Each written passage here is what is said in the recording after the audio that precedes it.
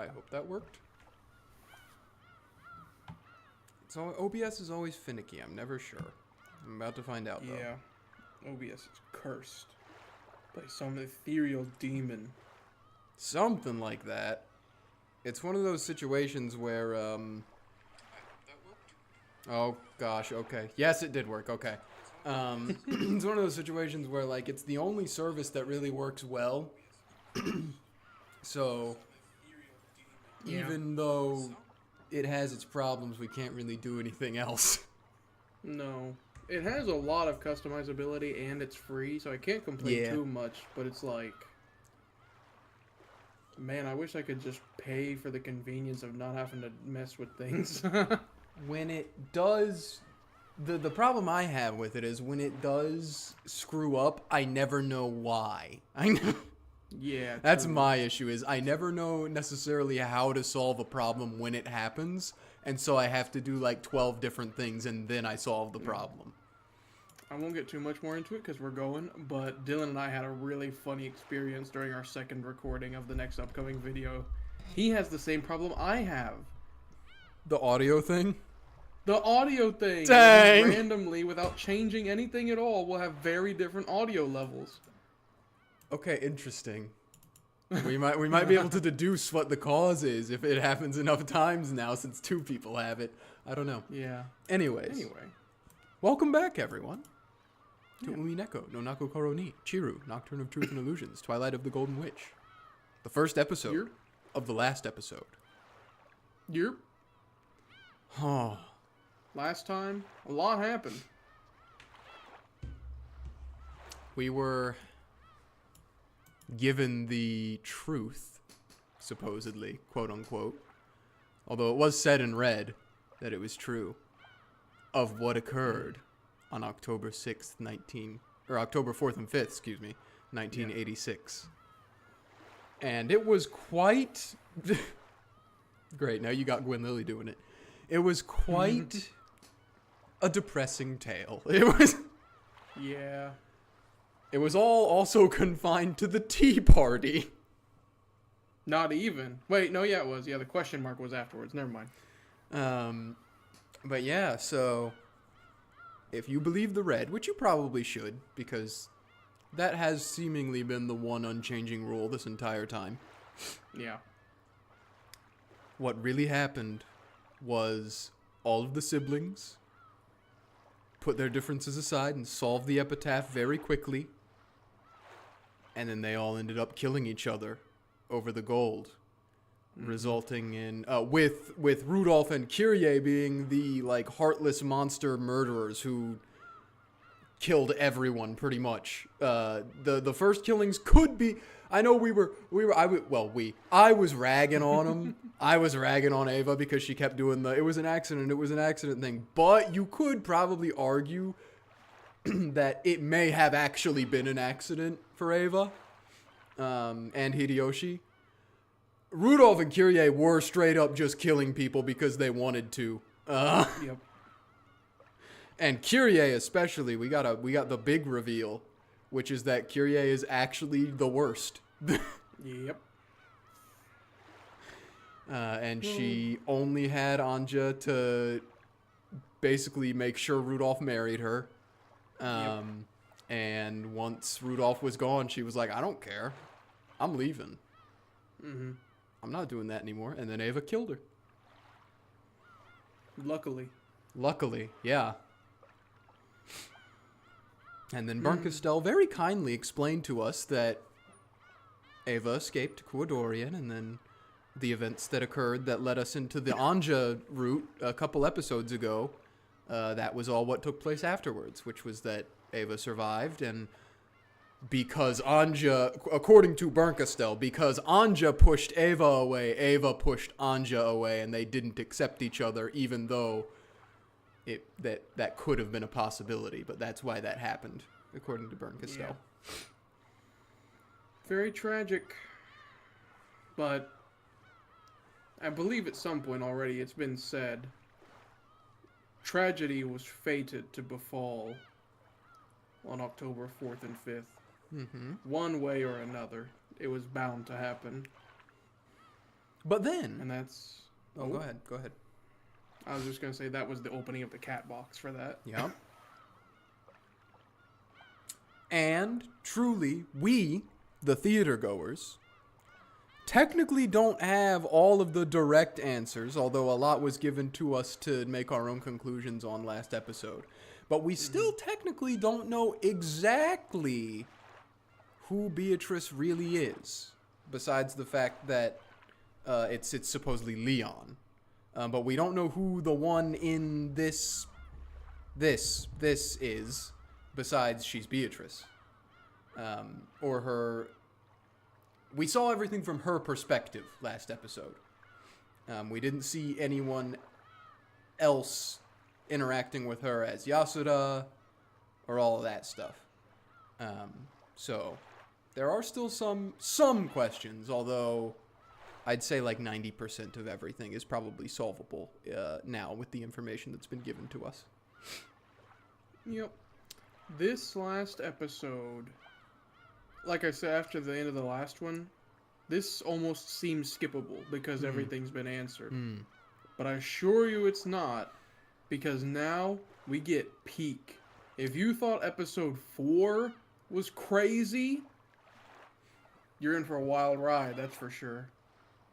And, just like episode 4 made us cry with Sakutaro and Ange, this one's gonna make you cry, whether you like it or not.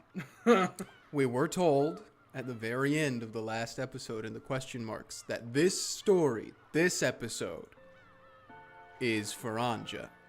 Yep. So, good morning. To think that this is goodbye brings me great sadness as well. I have prepared a farewell party for this night. There will be a game tournament as well, so I ask that you participate with vigor. Like pepper, the difficulty comes in tiny yet spicy grains. Why not participate yourself, now, at the very end? Oh boy. Great, this might be the last time you hear that soundbite.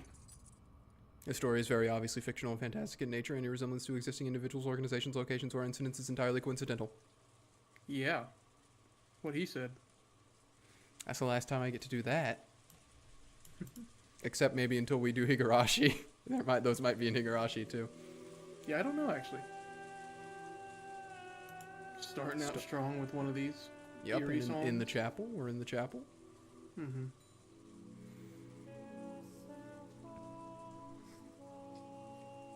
Two silhouettes could be seen in the chapel. A big brother and a little sister. Okay, so we're going off right where we left off then. Mm-hmm. The big brother, who would never return from that day 12 years in the past. And the little sister, who waited all alone 12 years in the future.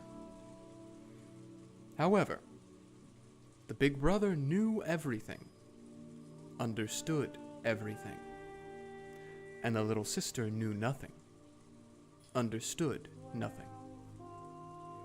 So, no matter how much time passed, the little sister remained as the girl she had been 12 years before. She remained a 6-year-old girl forever. Her sobs into his chest finally subsided. She quietly waited for his next words. After patting her head gently, the big brother fished around inside his shirt pocket. Then, he took that out. Are you listening, Ange? Take good care of this. What is it? A key? Battler took a large key attached to a necklace out of his pocket, then held it out to Ange. Whoa.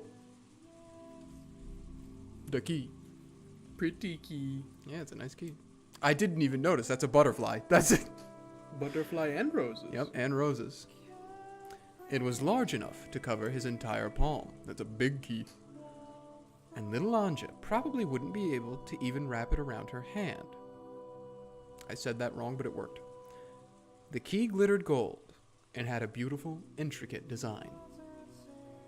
Its weight alone made it clear that this key was something very important. Battler put the necklace around Ange's neck.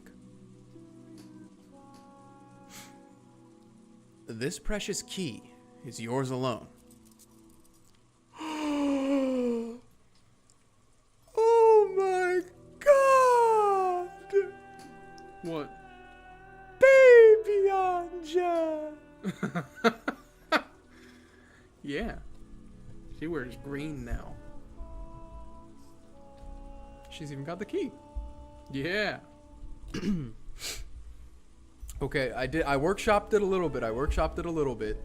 I basically just tried to be like, use the same tone you've been using as older Ange, but kind of mix in Like the pitch Maria shift it? effect. Yes. Oh, okay, yeah. So, Good luck. What's it for? the time to use it will come soon. When it does, you'll have to decide for yourself. Understand? Of course, she didn't have a clue what Battler was saying. But she did realize that he was telling her to take good care of this key. So, Ange nodded, at least in response to that part. For the most part, I don't have much to add in terms of like making you look for solutions and clues and stuff like I have before. And now out of just sheer curiosity, I want to know, is Ange's new model in the tips menu? Oh, let's find out. Since I have no agency to check. Oh, No one's in the tips menu. okay. All right. In her hand, the key had felt heavy. However, now that it was around her neck, it felt as light as an ordinary necklace. How strange. Okay, let's go. Where to? She had been sure that her brother was about to sit down. After all, just a second ago, he said he'd tell her what happened on Rokenjima that day. She'd expected him to tell her here. On that day, on that island. Just what is it that had happened? I thought you were going to tell me about that, Oni-chan. Absolutely. And you'll be given the chance to listen. However, to you, it may not feel as though you're merely listening to a story. What does that mean? What you really want isn't to know what happened on that island on that day. So, he does understand, after all. What happened on that island that day? Trying to answer that question was all I was capable of, so I wished for nothing more. But if I could, I'd want to go there, to that island, on that day, to Rokenjima, on that day I couldn't go, to the Ushiromiya family mansion, to Mom and Dad, You might not want to go then. to all the cousins, all the relatives, and everyone else. I want to go back to that island on that day. So, I remained the way I was on that day. My heart and soul stopped, stuck as a 6-year-old's forever. I want to go home. I know. Mom, Dad, One-chan, everyone. I want to go home. To where everyone is. That's why I've decided to invite you there. Huh? Your Oni-chan is the game master now. Only those who know everything about the game board can open it up and invite pieces in. So, I'll invite you to come to the game board. You'll take me to Rokenjima on that day? That's right. I'll invite you to the Rokenjima of 1986. Will I be able to see everyone? Of course. Even though my memory is vague and I can't remember anyone's face clearly? You'll remember soon enough. And though it'll be a reunion after 12 years for you, it'll only have been a short gap for us. Everyone will welcome you. When you finally return from the distant future, everyone will welcome you. Will I be able to stay there forever? This way, I can be with everyone forever. This is the goal I'm supposed to reach. Ange, listen to me carefully. But Battler spoke in an admonishing tone. As though warning me that this was a dream that wouldn't be granted. The Rokenjima family conference usually ends after a single night. Because of the typhoon that day, the boat couldn't come and it lasted 2 nights. So, when the typhoon passes, I'll have to leave the island again? Not exactly. That decision is yours as well, Ange. You'll decide that yourself. I understand, of course. I don't exist on that island on that day. It's a miracle just to be invited there like this. Just the 2 days before the typhoon passes. Just getting those 2 days to myself. Oh, sorry, I hit my microphone. I almost bashed it into my mouth, but just barely didn't. Dang. I went to scratch my neck and I dinked it with my hand. Oops. Just getting those 2 days to myself is already the sort of miracle that will never come again. If I'm greedy enough to ask for more, that faint miracle might vanish. Greedy. Even though I thought this, my young heart, which was still 6 years old, wasn't satisfied with such a short-lived miracle. You know, I'm thinking about it. Her internal monologue I could maybe do the 18-year-old for her internal monologue. For your own safety, Yeah. you may want to. I don't want to leave. I know. I'll be with everyone forever. I'll stay with my family. Even if Oni-chan says I have to head back, I'll stay on Rokenjima. You can stay or you can leave. But it's not as though one of those is the right choice. That's not how it works, Ange. Even so, you'll let me choose? Yes. That's what the key is for. Battler touched the glittering key that hung from Ange's neck. I've already made my decision. You don't have to decide now. The time to choose will come soon. When it does, you must use your honest heart to choose how you'll use that key.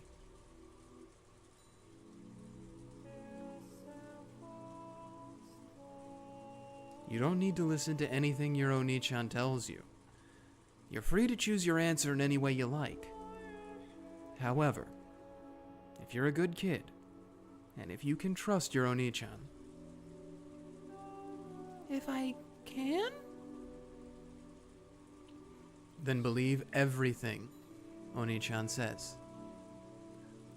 I'll believe all of it. That will lead to the best choice for you. Listen to your Oni-chan's words and believe everything. Can you do that? I don't know. That's good enough. Believe whatever you want to. That's also a choice you can make. If I don't believe Oni-chan, Will I wake up from this dream? That won't happen. So don't worry. For some reason, Ange was suspicious of her brother. And scared of him.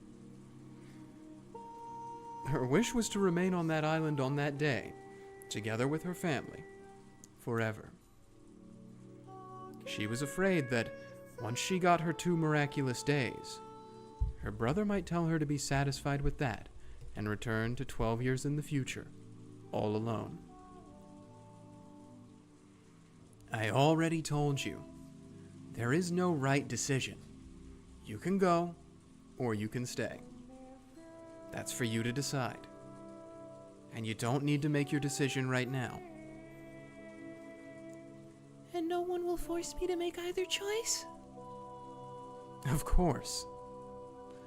And Oni-chan won't tell me to go back to the future? There is a choice your Oni-chan wants you to make. Even so, Oni-chan wants to respect your decision and let you reach it of your own accord, regardless of what it happens to be. And I just told you, I've already made my choice. Okay, you gotta watch the episode first, Ange. Exactly. She doesn't. She doesn't get it. She doesn't. Key. And I just told you, now isn't the time to choose.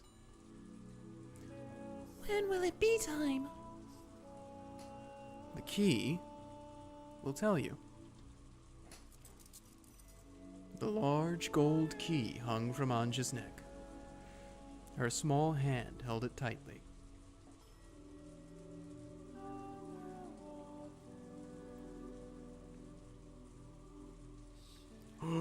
The book.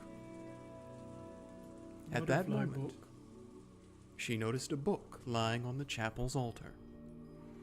The book had a lock, and it was sealed, so that it could not be read without a key.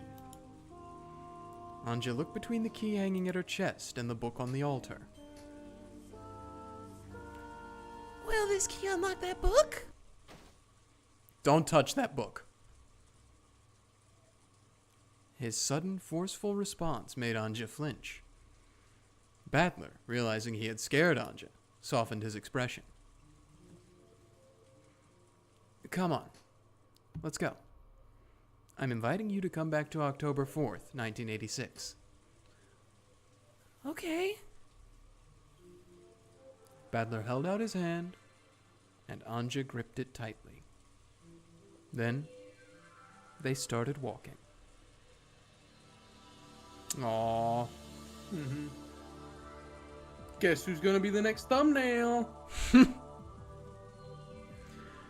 A brilliant light lay beyond the chapel's door. That blinding light peeked in through the cracks around the door. The brother and sister began to walk through to the other side.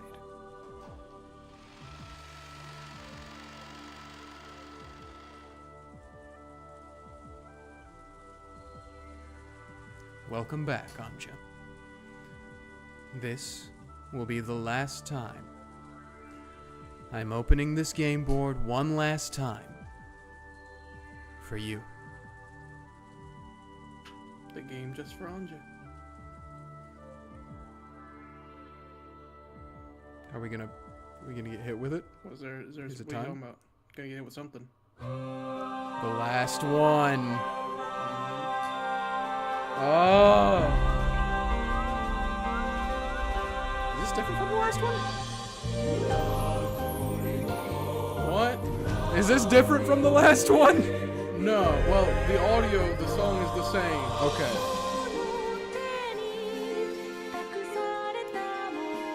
The visuals might be different though. Let's see. It's so loud. Yeah.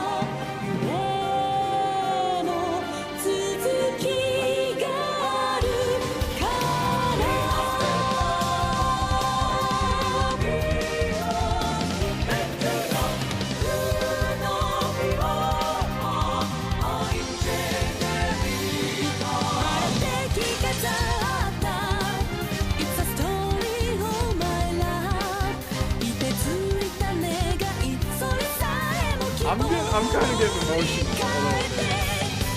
What? I'm getting a little emotional right now, man.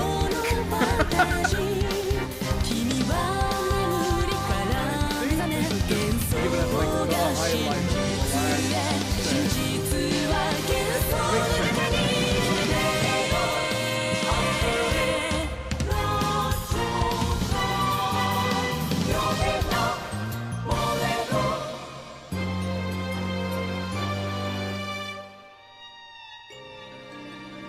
For the last time, welcome back to Rokenjima.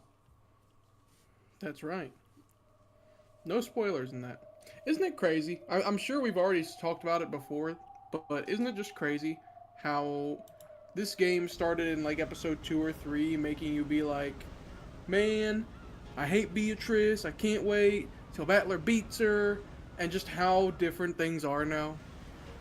Man, I love Beatrice. I can't wait until Battler smooches her. No, I'm kidding. Yeah. Also, for Gwen Lily in chat, it says that song is called Kiri no Pithos, and the artist is Kinone and Kanai Sakura. For your reference. You as well at home, you can use that information as you will. I don't know what else they've done. The grand circle is complete. Yeah. We begin where we gonna began fall? so long ago Gonna fall. in episode 1. Yeah! Fall! Once again, Captain Kamabata's ferry boat to Rokenjima cut across the sea in perfect form. Yes, the tale of October 4th, 1986 always begins with Battler's screams, has it? But this time, one thing was different. There was another yell alongside Battler's. This is the timeline where she didn't get sick! Battler was screaming. The other was laughing? Fall! No! Oh, I got an achievement. What The was it? achievement's called How Long It's Been. And And we got a little tips thingy. description was something's different this time, which I think has been the description of every achievement at the beginning of the episodes since Isn't that episode funny? 1. The There little she space is. is filled. That's where she puts her winged eagle crest. That's what I was wondering. Suck. Yeah. Rudolph and Kyrie's daughter, Battler's younger sister from a different mother. She gets sick easily, but she managed to get better just in time to attend this year's family conference. She's so happy this year, surrounded by her beloved family and relatives. Let's just check, just in case. Nope, okay. Ghost Ange. Ooh. Fun!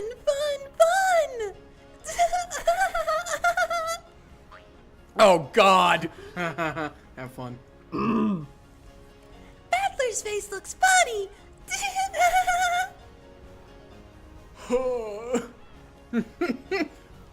Alongside the big brother, who was grasping at the handrail and screaming in a way no one that age should scream, was the little sister, also grasping the handrail and jumping about like it was a ride at an amusement park.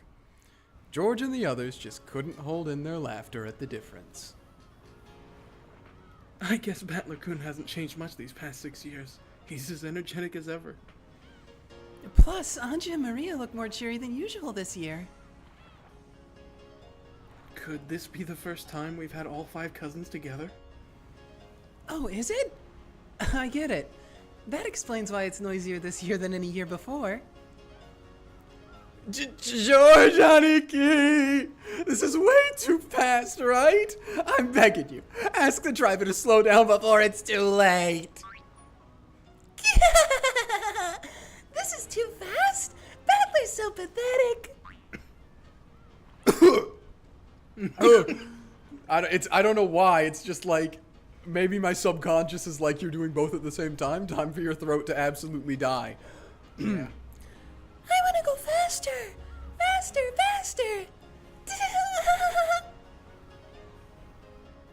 faster than this, and I'll fall right off the boat. Will that make you happy? I'm gonna fall! Going by popular vote, I'd have to say that Batler-kun's proposal is... Rejected. Look out, Oni-chan! Look, you're gonna fall! Scaredy cat Battler needs to be punished! Tickle time! Wait! Stop, Maria! You too, Ange! No! I'll never get over the sound effects. Oh, thank goodness. I was worried about Ange's health, but... It'd be too sad to leave her behind at home. I'm glad we decided to bring her anyway. Wasn't she very sick shortly before you left? She was all better this morning. Kids can be so incredible sometimes.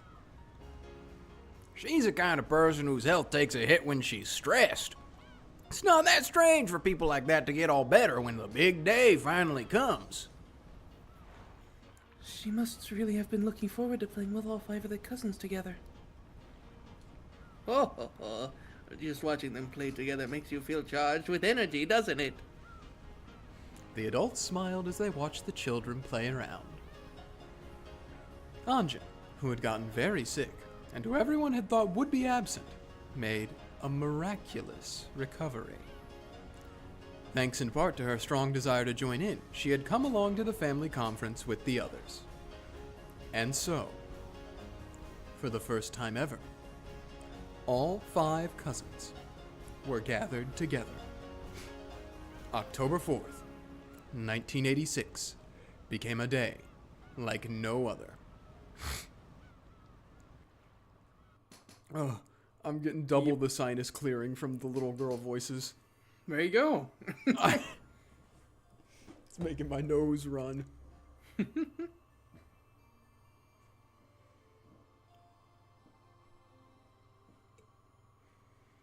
The kids dashed up the path leading from the harbor to the rose garden. And they were probably so charged up that even walking was too boring for them. See that? First place! Battler was the first one to reach the rose garden, which was the goal. Apparently, he was trying to make up for the dishonor he had suffered on the boat by proving his superiority on land. A short while later, Ange and Maria reached him in a dead heat. I'm second! I'm faster than Ange! No, you aren't! Maria One-chan cheated! I'm second! The 3-year gap between Ange and Maria was large, especially since both of them were growing kids. It was only natural that Maria was faster, but Ange seemed to be complaining about a shoulder bump at the starting line. Maria One-chan cheated, so she gets last place. This is Ange. Teacher always says you get last place if you cheat. Protested Ange. Come on, no need to fight. Still, both of you really are fast. It's been a long time since I've run that much. The breeze feels so nice. Are you out of shape, George Aniki? You know, anyone who has to run the race to make it before the bell every day gets strong legs by default. In other words, being a fast runner is proof that you'll sleep in a lot. Oni-chan always sleeps in. He didn't wake up today either, so I had to wake him up, Oh god, now the Maria and Ange are blending. Uh-oh. right? A stomp, followed by a flying elbow. And that bodyplex from the top rope at the end there just about finished me. That sounds more likely to put you in an eternal sleep. Sounds fun! I want to do it too! I'll bet Oni-chan sleeps in tomorrow too. We'll wake him up together this time, okay? Did you like that? The little bounce. Twinkling. I'd recommend against staying up too late tonight. Finally, The adults came into sight. The cousins waved at them, urging them to hurry up. Ange and Maria were so excited that they could hardly wait. Just by having all 5 cousins together, just by adding Ange into the group, look at how energetic this day has become.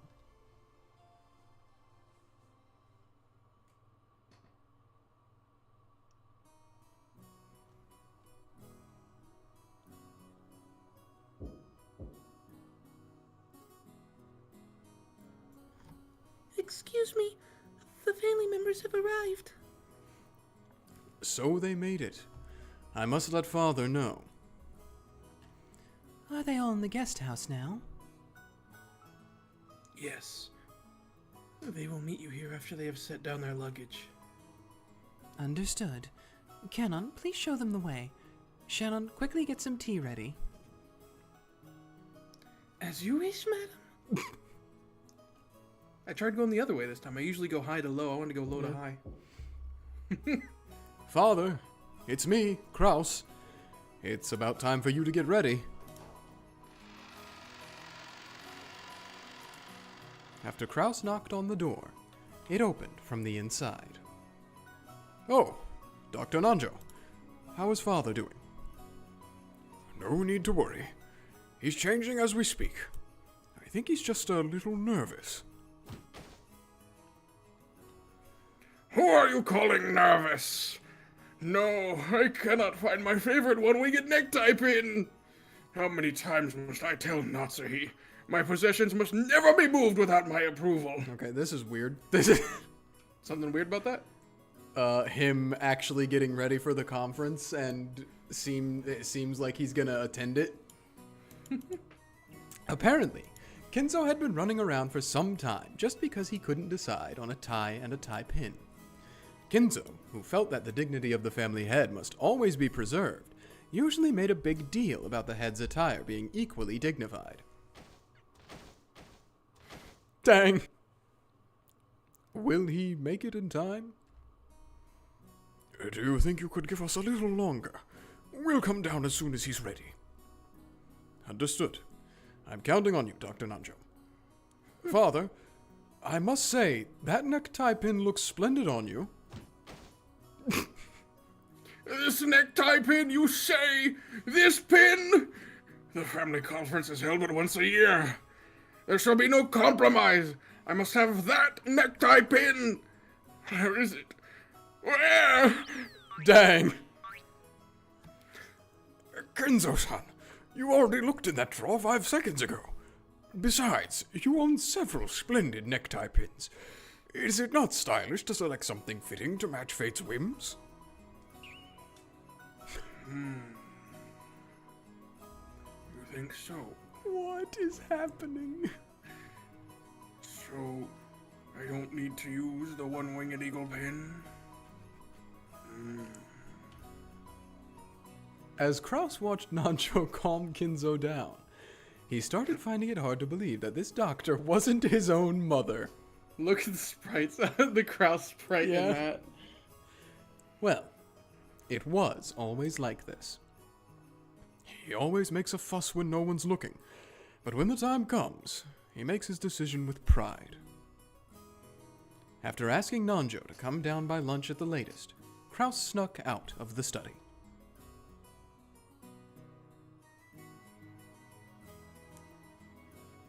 Go to time? Yeah, go to time. What do you think? A splendid aroma, is it not? And a unique one as well. I've never had pumpkin tea before. That little touch of sweetness makes it delicious. Oh no, Goat is about to hit the white woman population like the black population in the 80s. Dang! Uh-huh. I have strong feelings about pumpkin flavored stuff. As one step in preparing the tea for the guests, go to let Shannon try a bit first. It's not pumpkin spice, it's just pumpkin. Okay. Until then, Shannon had thought it would be outrageous for a servant such as herself to drink the same thing as the family and their guests. However, according to Goda, that kind of thinking was a mistake. One must not serve something if one does not know the taste beforehand. For example, when you visit a restaurant and a dish you've never heard of catches your eye, What are you likely to ask the waiter? How does this dish taste? Correct? I see. So, if the waiter says that he's never eaten it before, that would seem a bit odd. Precisely. As a matter of course, anyone serving their customers must be deeply acquainted with the taste of the tea and food they serve. Ho ho ho ho ho ho. And you'll always feel happier serving a tea of sort that you've tried and enjoyed for yourself. That's right. After tasting tea this delicious, I can't wait to let everyone else try it. And because of that, we servants must be very familiar with the tastes of all sorts of foods. That's why sampling food whenever I can is part of my job description. Ho ho ho ho. It's a perk, as well as our job. Do you understand? Yes. Everything is proceeding smoothly. Are there any problems with the tea? Oh, Genji-san, you must try some as well. Seeing as it's almost Halloween, I decided to make some pumpkin tea. Honestly, it's been a really long time since Halloween's been mentioned in this, surprisingly. Yeah. Later, perhaps. The family will be arriving at the mansion very soon. It looks as though the children will be joining in. Yes, sir. The cups are ready to go as well. At that moment, the kitchen's extension line started to ring. Genji, who was standing right beside it, swiftly picked up the receiver before the second ring. Shannon and the others always thought Genji looked like a samurai when he did this. What? Understood. Take care when guiding them. After giving that short response, Genji set the receiver down. That was canon. The relatives will be here shortly. The children are with them. Shannon, Kumazawa, go to serve them. Goda, hurry up with that tea. Yes, sir! Yes, sir. The family conference. It was the largest event of the year for the servants. They were all excited and determined to make it through together once again this year.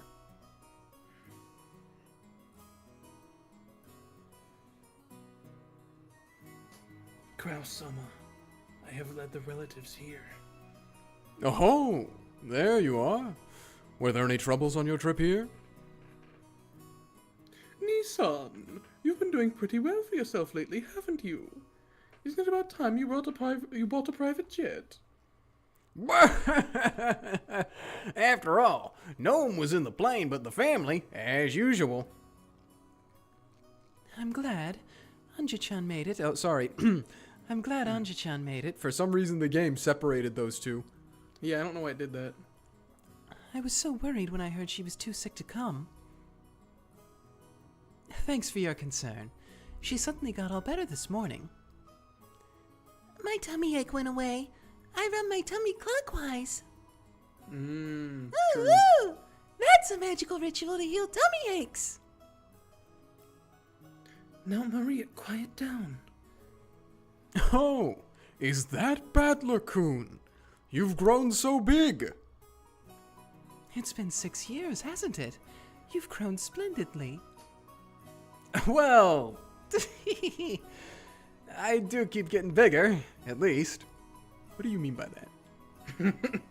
I can't really say that about his guts, though.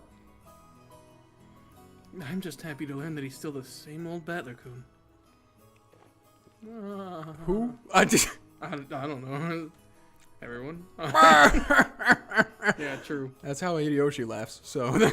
Yeah. Battler may be bigger, but he's still Battler. True, that's me. No sprite popped up. I got alarmed. Okay. Yep. This brat's always been terrified of falling off planes and boats and stuff. That must be Asumu-san's blood, right? When he was a kid and we went to theme parks, we always went on some of the wilder rides. That's probably what did it. Don't they have height restrictions for those? No, I don't mean that kind. You know those paddle boats and teacup rides, right? Looks like we took those a bit too rough back in the day. Dang.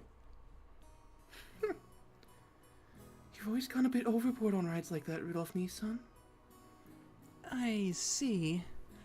Poor Battler-kun. Dang. Poor Battler-kun indeed. Still, it's comforting, in a way. Even after all this time, nothing says Battler-kun like a fear of riding things. What do you mean by... Onichan isn't scared of riding things. He's just scared of falling off them. Fall! Fall! Ooh, ooh, ooh. Hey, stop running around! Maria, you're one of the big cousins now, right? Mm-mm. Set a good example. Pardon me. I've brought some tea for everyone. A pleasant aroma followed Shannon as she came into the room pushing a serving cart. Even Ange and Maria, who had been running around in circles, sat down obediently when they heard that drinks were here. By the way, what's Dad doing? He should be down here soon. He's been rushing about all morning trying to choose a tie. You mean all that about choosing an attire suitable for the family head? Father's always been picky about ties, hasn't he? It's just something he has a passion for. Staying stylish is a good thing. And yet, he always shows up wearing the same tie in the end. The family members burst out laughing. The sweet scent of Goda's specially made pumpkin tea spread throughout the parlor, and the calm atmosphere grew more cheery and excited. Look, Mama! Look, Mama! It's a pumpkin cookie for Halloween! Oh, that's right. This sweet scent is kabocha, isn't it? That's right. Today we have some special pumpkin flavored tea for you to try. It really is delicious, so I suggest you try some without sugar first. Nissan, what's your sleeve? Wow! So, kabocha tea actually does exist. Goda-san really did his homework. Delicious. This is excellent. You can taste the kabocha's natural sweetness. Kabocha tea, huh? Still, kabocha always tastes best in tempura. Oh, it's pumpkin, not kabocha. Yeah, pumpkin is different from kabocha. This is pumpkin. Maria seemed to think the English word was more fitting for Halloween. But it looked like Ange thought kabocha and pumpkins were entirely different things. Everyone laughed, but Ange, not knowing why she was being laughed at, cocked her head to one side discontentedly. Just when it looked like she was about to get in a bad mood and start grumbling, Maria started teaching her a cookie game, and Ange immediately became engrossed with that distraction.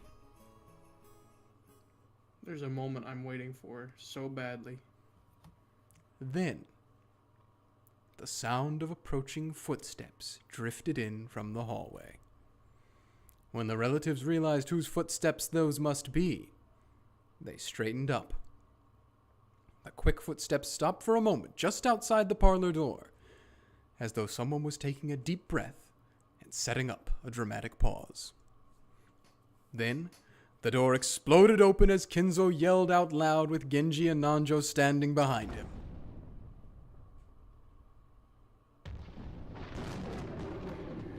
Happy Halloween! And Toriko Torito! Dang!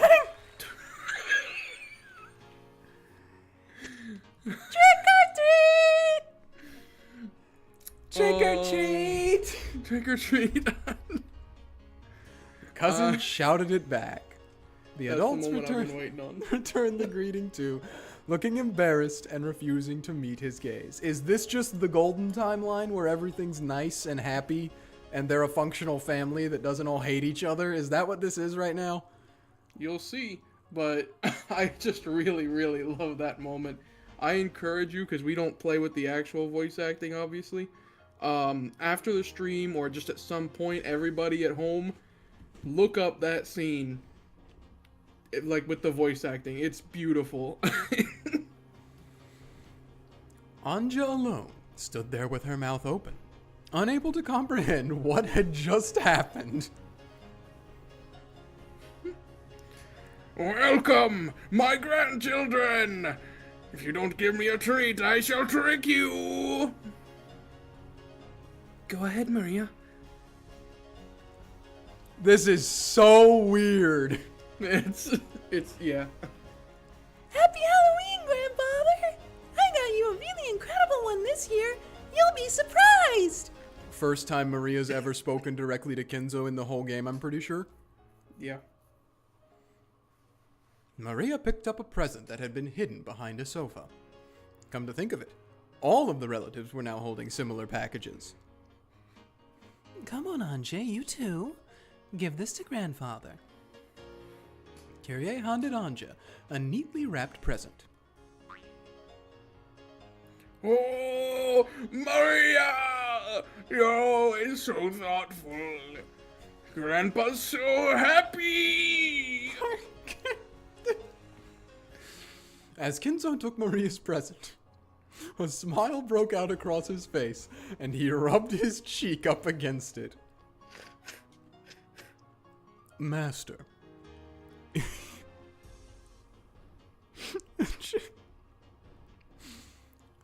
Sorry. I keep reading it and it keeps making me laugh. Yeah, I know this isn't how Kinzo actually is, but man, it's funny to imagine.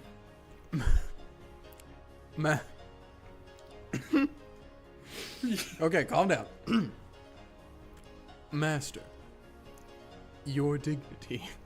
You almost didn't get through it. Oh, that's right. You have pleased your grandfather greatly, my granddaughter. In return for the treat you have given me, I promise not to trick you at all this coming year. Now it's your turn, Grandfather. If you don't give me a treat, I'll prank you. Indeed, I'm well aware. Genji! Here. Pull the lever, Genji.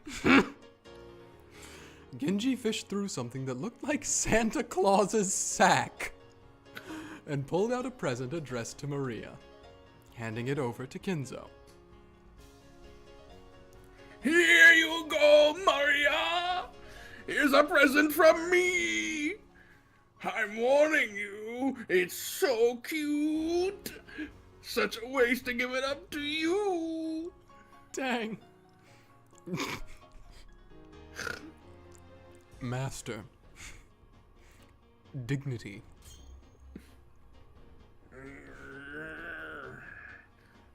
This is a present from the Ushiromya family head to Maria. It is a cute... an item worthy of the Ushiromya family's dignity and grace. Take good care of it. Thank you, Grandfather. I love you. Smooch, smooch. The Sound effects! Oh, Maria! My adorable granddaughter! Mwah, mwah. Okay, yeah.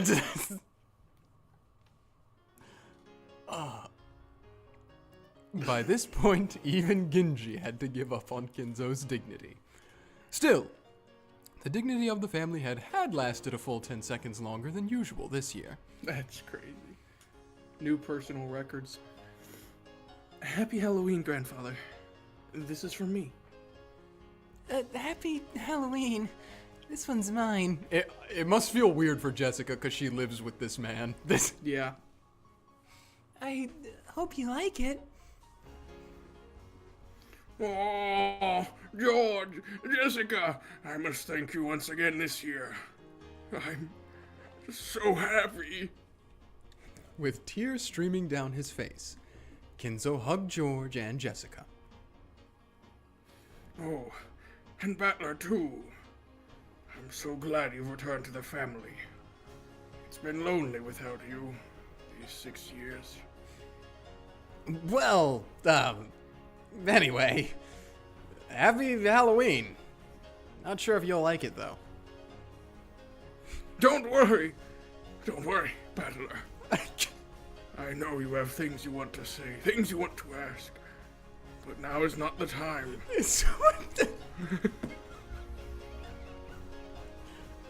Grandfather.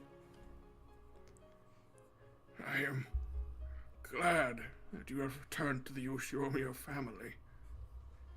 It makes me feel happy. Slowly, Kinzo moved forward and hugged Battler.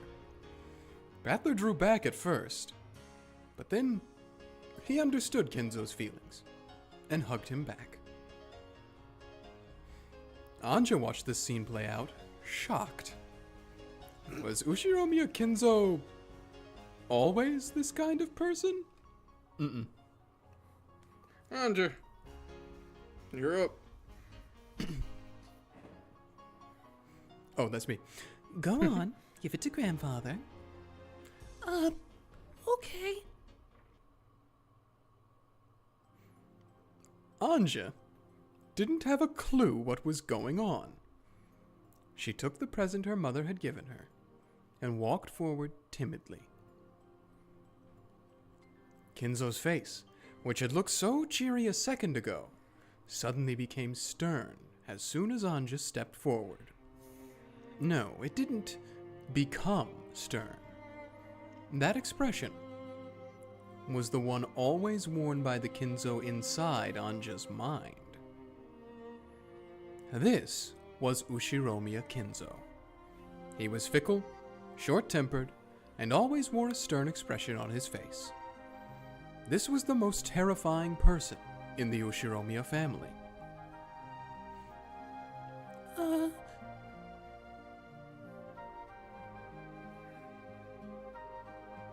It felt as though the world went suddenly quiet.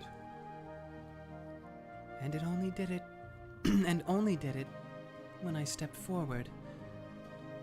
Why? Why only for me? But isn't this how it should be? Isn't this the Ushiromiya Kinzo I expect? The Ushiromiya Kinzo I understand? I was like a puppet, carrying a tea tray. I walked forward, bewildered, with the present held out in front of me, and stopped in front of Kinzo. Without letting his expression change in the slightest, Kinzo slowly reached out and touched the present. Another great one that might be it'll probably be a thumbnail, but I don't know if it'll be next thumbnail. It's weird. It is weird, but it's also very cute. Yeah. Okay, here we go. Haven't had this level of Kinzo screamage since like the opening Beatrice stuff. Yeah. Ange! In an instant, Ange was caught in a firm embrace, present and all. Kinzo's white beard rubbed against her cheek. Grandpa is so happy! I'm so glad to be blessed with such lovely grandchildren! I feel happy! So happy, the tears just won't stop! Master, your nose is running. That, and your dignity. Oh, Genji, forgive me!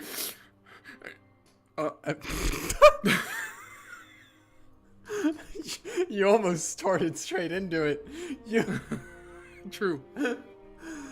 As the old man blew his nose, he didn't look like he could possibly be anyone other than a kindly grandpa overcome with tears at his grandchildren's gifts. Thank you, Ange. I heard that you chose to come even though you weren't feeling well at all. I'm very surprised you didn't say even though you had a tummy ache. I'm so glad. Here, this is for you. He pressed a large gift box to Ange's chest. She finally realized that all of Kinzo's presents were wrapped differently and in boxes of different sizes. I wonder what he got you, Ange.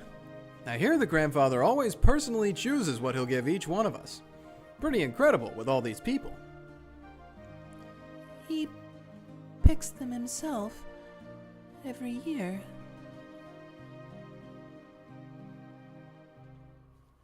He does what every year? He picks what himself? This bizarre ceremony happens every year. The cousins were all happily chattering about what their Halloween presents would be this year. Maria came up to Ange and suggested that they compare the weights of their presents, but for some reason, Ange just stared blankly. After that, the adults also handed their presents to Kinzo one by one, receiving a gift in turn, along with considerate words about their health and questions about how they'd been doing recently. Ange once again being the reader and being like, this is wrong. This is... Yeah. Everything's wrong. Then, after watching to see that all exchanges had been completed, Goda appeared and announced that lunch was ready. Is it ready? Come, ladies and gentlemen. Let us enjoy the splendid lunch that Goda has prepared for us. Quickly, to the dining hall! This way, everyone. Follow me. Genji, pull the lever!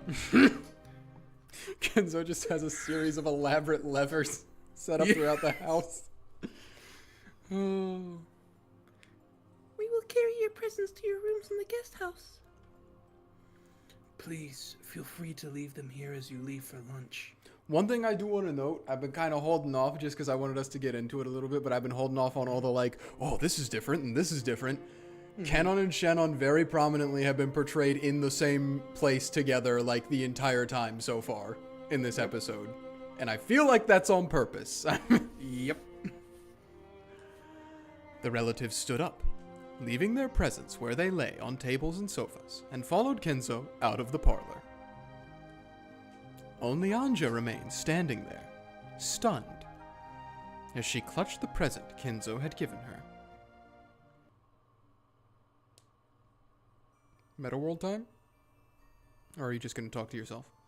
Oh, no, we're going. Okay. I thought we were going to get some Ange time. Goda's lunches had never betrayed expectations before. When Hideyoshi said that these meals were the only reason anyone ever came to these family conferences, everyone laughed and nodded. The delicious food caused conversations to erupt all over the room. You've gotten so big. How have you been lately? Pretty good. It was a fun meal, with everyone asking each other about the latest and laughing together. The Ushiromiya family sat at meals in a specific ranked seating order, so the adult siblings, the cousins, and the spouses all sat in groups. So, conversations sprang up naturally. Ange had withdrawn slightly from the cousins' chat and was looking around the dining hall. What are Kinzo and the adult siblings doing? Their conversations seemed to be peaceful and fun. Most of the time, the siblings were mothers or fathers of their own households. However, when they gathered together by themselves in front of Kinzo, that burden was lifted from their shoulders, and they became young and bright as though they'd gone back to being kids again. Rudolph, who was usually an easygoing father who nonetheless had a sense of dignity, became so bright and cheery in this group that it almost looked like there was another battler. Even Kinzo looked peaceful and relaxed. He didn't say a word about money or the inheritance. It's all going to Goda. In fact, he didn't even insult his children or call them incompetent. Wow. He just looked like a happy old man, genuinely pleased to have his whole family together for the one and only time this year. The group of spouses, Nanjo being included in the spouses because he's He Kinzo's is. wife, the group of spouses was just as harmonious. The mothers kept bringing up problems with education and household matters, as well as family health issues. Hideyoshi and Nanjo happily joined in on their conversation. That is crazy to think about, that like, when they did the family conference when Kinzo's wife was alive, she probably was at the opposite end of the table from him. Yeah, she must have been, huh? And what about the cousins? There was no way such an enjoyable meal with such a fun group of friends could fail to be raucous. Maria was in her element, showing off her knowledge of Halloween trivia. Oh no, she's making the face. George and Jessica would nod in understanding. Badler would say something stupid, and Maria would laugh at him. Ange? If I wanted, I could easily join in on that conversation. The little bounces. Doing? And if the dessert caught my attention, I could easily slip out of the conversation too. It was happiness, both fun and natural. It felt like waking up from a daydream to be greeted by the rays of the springtime sun.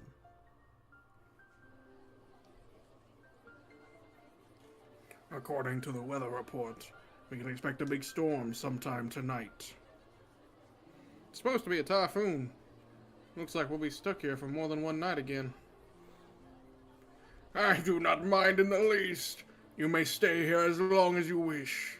If it would mean seeing my adorable grandchildren's faces more, I would pray for rain every day. Give us a break. We do have work to get back to. Why don't you leave the island, Father? That way you could see your grandchildren whenever you wanted. True. Living on a remote island may have a sense of majesty, but haven't you had your fill of it? It's too noisy in the city. I much prefer a quiet island with no one on it but my family. I feel that, Kenzo. I like it here. But on Rokenjima, if something happens, it would take some time for a doctor to arrive. I agree. At your age, I think you should at least consider moving to Nijima. I'm old now. I want to live in peace, surrounded only by my family. And I'm satisfied. I have this island to make that dream of mine come true. Father.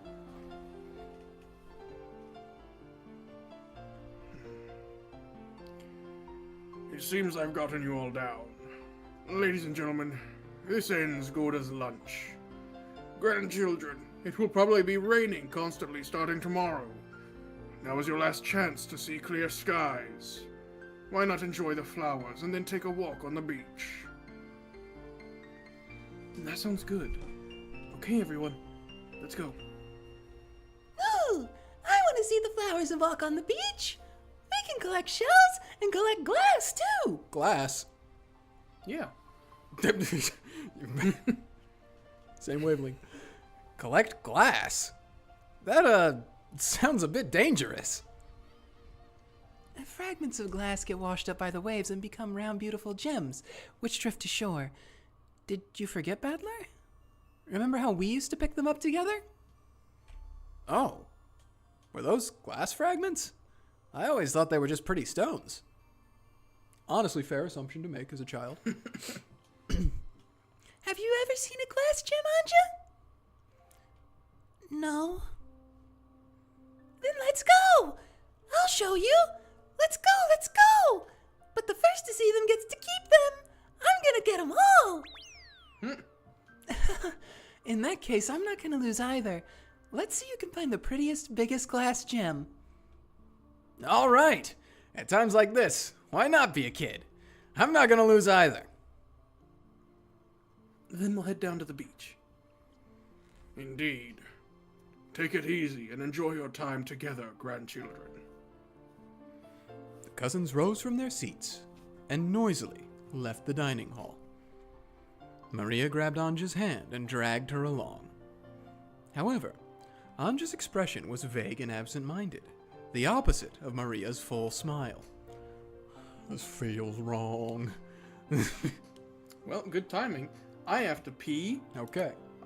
even though it's not been that long, so you can talk about how wrong it feels to everybody. This is weird, right? I mean, I expected it to be different, and I expected it to be, like, kind of nice, because that's also what episode 6 was supposed to be like when Battler was the game master, right? Until Erica screwed everything up for him. But, like, it can't just be all nice the whole time, right? I mean, at the very beginning, Battler was talking to Ange. Basically, what I'm thinking here is, like, this episode is going to have to give Ange closure somehow, so that she no longer desires to be here on the island forever, so that she can move on with her life, you know, and keep living for the sake of her family, as the last Ushiromiya. So I'm curious as to how that's going to happen. At least that's what I've been interpreting from everything we've been told so far. Maybe that's not what's going to happen at all. But I'm curious as to how that's going to happen, because this is still a game board. So things are going to happen eventually with the magic stuff and with Beatrice and with all the furniture. I just don't know. I don't see how that's going to fit in with everything being so nice and pleasant and everyone loving each other and getting along. Okay, I'm back. I will also say, we are already 2 chapters into the final episode, which only has 18 chapters plus Tea Party plus questions. Okay.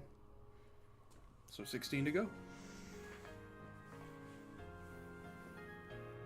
Sorry, I'm reading Gwen. I'm reading what Gwen's saying. Oh yeah, that's fine. True, that is a good point, Gwen. I didn't even think about that, but yeah, no. I was talking while you were gone. I was like, my interpretation so far of like everything Game Master Battler has said is this is intended for Ange to get this and basically get closure. And so what Gwen is saying, I don't know if I'm right or not, but what Gwen is saying is if I am right, and this is intended for Ange to get closure, then this is like the challenge, right? It's perfect. Everything's nice. Why would you want to move past it? And that's the challenge, is moving past that. But I don't know. I don't even know that's going to be right. Because like I was saying, like we still, like Beatrice has to get involved. Maybe she doesn't. I don't know. That would be crazy if she's not, though, in episode 8. She is the Beatrice and she's not going to be in episode 8. I don't think so. So like there's a ton of other wrenches that could be thrown into the works right now. We're at the very beginning. So I'm just speculating. There's a lot to figure out. And this episode's going to keep you on your toes. Oh boy. Take a sip. Yep. The cousins walked along the beach, playing in all kinds of ways. They searched for bits of glass polished by the waves to become small and gem-like. How much glass are the Japanese throwing into the ocean that, like, it regularly washes up on Rokenshima's beach? It's not them, it's actually me. Oh! And I'm sending it across the Pacific. You have a specific trajectory you figured out so that it always ends up at Rokenjima?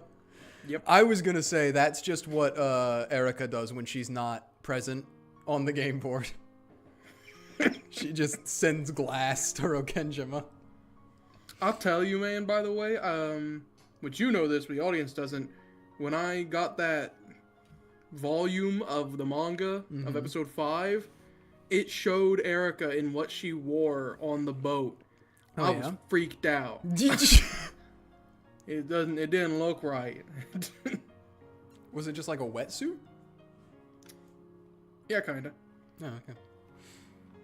That's her. Didn't make That's sense. her intellectual outfit. I guess, but like I'm so used to her wearing the big puffy. Yeah. Didn't like it. They caught up on news of each other's lives and joked around. They wrote words in the sand. They chased the receding waves and ran away from the coming ones. The cousins enjoyed the time they had to themselves. Wonder how much use those lounge chairs actually get when the family's not around. I don't know. They'll get more whenever Krause's tourism industry takes off. Yeah. It'll take off. Don't worry. Yep. Get back here, Maria! You won't get off easy this time. Yeah! No way! Yeah! You'll get hurt if you fall. Be careful, you two. It feels like the wind's gotten stronger. Maybe we should head back soon. You're right. I think the sky's getting cloudier too. Battler-kun, Maria-chan, I think we should call it a day soon and head back to the guest house for the time being. No way! I want to play more! Hey, don't ignore your cousin. Okay, that's all for now. Here, I'll give you my glass gem. Really? Thank you, Battler! And now I have the most, so I win! Uh-oh. Ange? Are you okay? Yeah. What's wrong, Ange? You look a little down. She's just tired out. Come on, let's all head back together.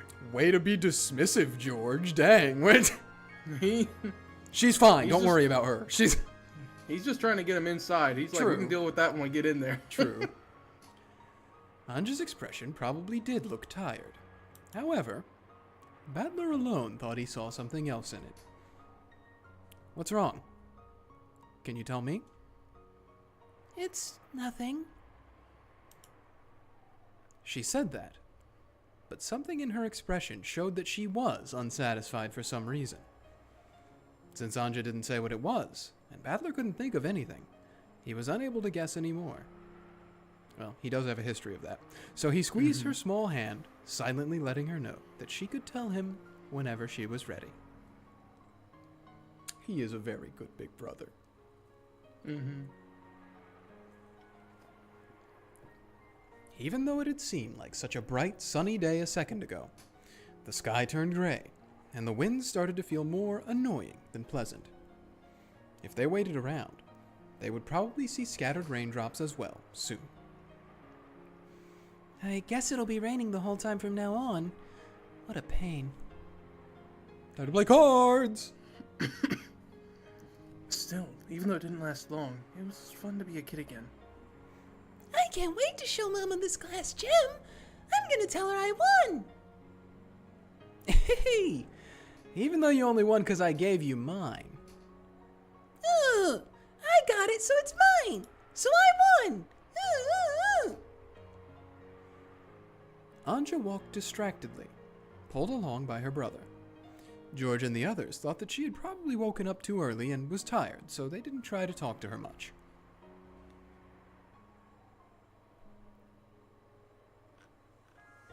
As they reached the end of the forested path, the rose garden lay before them. They could see strong winds making the rose bushes wave. Mama, look! I won! Maria ran forward, waving her hands about and yelling. It looked as though Rosa was waving to them from the front of the guest house. I'm gonna head back to my room for a sec. I'll meet you in the cousin room right after. Okay, got it. See you later then. Jessica ran off in the direction of the mansion. George turned around as though suggesting that they had better get going too. However, when he saw Ange-chan standing still with a crabby look on her face, he realized that something might have put her into a bad mood. Is everything okay? Yeah, she's fine. Sorry, but would you mind going on ahead of us? Sure, got it. See you later. George headed for the guest house.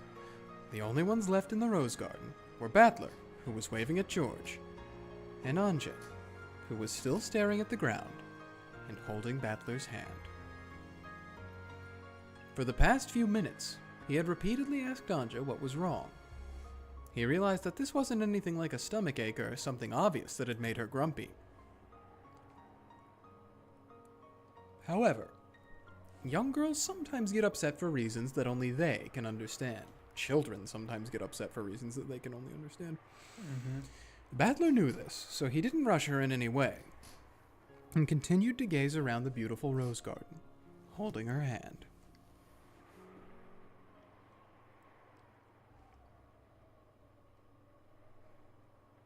Oni-chan, What is it? where are we? She asked the question as though she was talking about something on the other side of the silver screen. Though Battler understood what the question meant, he played dumb. Where are we? We're on Rokenjima, right? You're wrong. No, I'm not. How is this Rokenjima? It's the Rokenjima of October 4th, 1986. The Rokenjima you've wanted to see for so long. That's a lie. Why do you say that? This is totally fake. Ange wrenched her hand from her brother's grip. That hand hit a rose and sent flower petals flying. I don't lie. How is this supposed to be the truth? Ange spat those words out. However, Battler's expression remained calm and composed. What don't you like about it? Ushiromiya Kinzo, for example. He wasn't anything like that, right? What grandfather wouldn't smile when he's been reunited with his grandchildren after a long time? Ushiromiya Kinzo wasn't that kind of person. Ushiromiya Kinzo was... Strict, discontented, short-tempered, and quick to anger? So you do understand. What was all that back there? How was that supposed to be Ushiromiya Kinzo? Halloween? Exchanging presents? What the hell was that? That's nothing like Ushiromiya Kinzo. This is nothing like Rokenjima. Don't you remember, Ange? Remember what? We did that every year, didn't we? Every year? That? Well, I guess it's no surprise. The last time you went to a family conference, you were less than 6 years old. So it's only natural that you wouldn't remember. It's only natural that I don't remember? Ange understood what her brother was trying to say. However, she couldn't accept it. It's true that Ushiromiya Kinzo was a rigid man. When he was younger, he was really strict with his kids, apparently. And, well, it's probably not wrong to say that it was pretty traumatic for Dad and the others, and that they're still a bit scared of him. The grand tale of how Kinzo restored the Ushiromiya family was more than enough to paint him as a rigid, terrifying man. Furthermore, Kinzo was an investor. All the legends and tales that made him seem more mysterious had probably worked in his business's favor. At times, Kinzo may even... Oh, sorry. He may have. Hit me out of nowhere. Kinzo may even have acted out this part, as people expected, endeavoring to make his presence all the more overpowering. That's why the world at large spoke of Ushiromiya Kinzo as a strict, short-tempered man. And they even thought of him as a fickle, bold, incomprehensible eccentric. But that was just the face grandfather showed to the world. That's not how he acted in private, alone with his family. Are you saying that weeping old man who doted on his grandchildren is the real Ushiromiya Kinzo? He must have played with you and patted your head many times. Do you really not remember? Stuff like that might have happened once or twice, but that must have been a mere whim of his. And my parents told me all the time, a grandfather is a terrifying person, so make sure you act properly. They always said that he's very scary, so take care. Oh, boy. I'm understanding what the theme of episode 8 is going to be now. Yeah. Talk about unreliable narrator. And that means he was a scary person. When you were little, you would always accept whatever your parents said and take it too seriously. To put it nicely, you were obedient. And to put it bluntly, you were a kid with an overactive imagination. Ted and the others were just trying to make you realize how important it was to be polite. I saw it, though. I knew about it. I knew that Oshiromiya Kenzo was a scary person. I've even seen him yelling in anger. I'll never forget it. Well, like you saw just now, Grandfather could be a bit abrupt at times. He might have just been trying to surprise you. Or it might have slipped out when he was having a serious discussion with his kids. And you think I just got scared for no reason and got the wrong idea? That can't be! That can't be true! I mean, I still remember it. I know I saw Oshiromiya Kenzo yelling and being scary. Mom and Dad were terrified too, so I know I'm right. The impression you had of Grandfather when you were young remained with you, and that impression grew inside you as you grew up. How many times did Ange see Kenzo in her life? How old was she the last time she saw him? Probably 5. Ange, who got sick easily when under pressure, couldn't have gone to Rokenshima often. And since she was absent for the family conference when she was 6, her last memories of him must have come when she was just 5 years old. But even you haven't seen Oshiromiya Kenzo for 6 years. That's right. But when I finally came back after 6 years, I saw that Grandfather hadn't changed in the slightest. Kenzo was fickle, so you could never understand what he was thinking. And he wasn't an eccentric with a creepy love for the occult, and It's true that he had a love for the occult. Yeah, it was a bit of a strange hobby for him to get into in his final years. I'll admit that his hobby of collecting strange objects to scare his grandchildren and laugh at them wasn't exactly praiseworthy. Even Battler had been pranked by Kenzo in the past. Genji, pull the lever!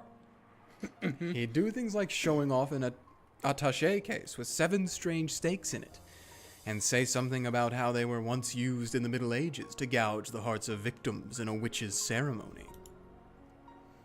When Kenzo did things like that, it was pretty scary, but looking back on it now, they really were childish pranks. Grandfather only scared his grandchildren because he wanted to joke around with them. I'd be willing to bet that Grandfather pulled a prank like that on you, too. It's no surprise that, young as you were, you let that thing scare you and convince you that Grandfather was a strange, terrifying person. I don't know what you're talking about, Oni-chan. Ange bit her lower lip and stared at the ground. She said she didn't understand. But in truth, she understood perfectly and was refusing to accept it. Remember how we traded Halloween presents in the parlor just now? What was that all about? The Ushiromiya family never did anything that sentimental. It's almost as though you don't remember it at all. Are you saying I got presents once too? I don't remember anything like that. That could never happen. Do you really think that Grandfather, a man who loved the occult and Western traditions, wouldn't celebrate Halloween? Grandfather's Happy Halloween was pretty much the standard greeting at all of our family conferences. He must have said it to you, too. Youth can be so cruel. Even though Grandfather put all his heart into choosing those presents, it looks like your heart didn't remember anything. Are Are you saying that I was just too young to remember? And that was the truth of October 4th? On that day, just like 6 years before, Grandfather entered the parlor with a cry of Happy Halloween. Then, he and I traded presents, and he shed tears over our long-awaited reunion after a 6-year gap. Grandfather seemed so sad that Ange wasn't able to come.